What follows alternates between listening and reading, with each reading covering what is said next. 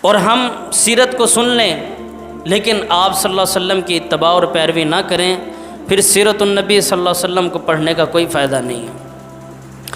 اصل چیز ہے عمل۔ اگر عمل نہیں ہے پھر علم بھی بیکار ہے، پھر نیتیں بھی بیکار ہیں۔ اگر عمل نہیں ہے، عمل کا ہونا بے حد ضروری ہے۔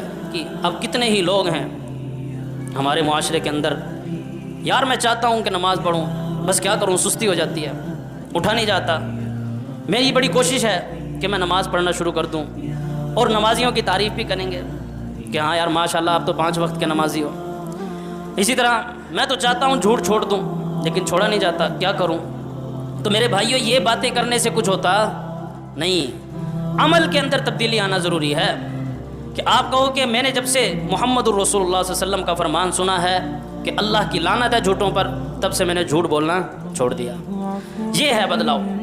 تو سیرت النبی صلی اللہ علیہ وسلم کو سن لینے کے بعد بھی اگر ہمارے اندر بدلاؤ اور چینجنگ نہیں آتی، پھر یہ وہی بات ہے کہ گزرتے ہوئے دیوار سے ہم نے کوئی اچھی بات پڑھ لی، دیوار کے اوپر کوئی اچھی بات لکھی ہوئی تھی، گزرے اور وہاں سے دیکھ کے پڑھ لی اور پھر آگے چل دیے۔ تو اللہ رب العالمین کا کلام سن کر، محمد الرسول اللہ صلی اللہ علیہ وسلم کا فرمان سن کر ہماری زندگیوں کے اندر بدلاؤ آنا بے حد ضروری ہے، وگرنہ پھر ہم اپنے ایمان کی فکر کریں کہ اب ہمارے اوپر اللہ کا قرآن اور محمد الرسول اللہ صلی اللہ علیہ وسلم کا فرمان بھی اثر کرنا چھوڑ گیا ہے۔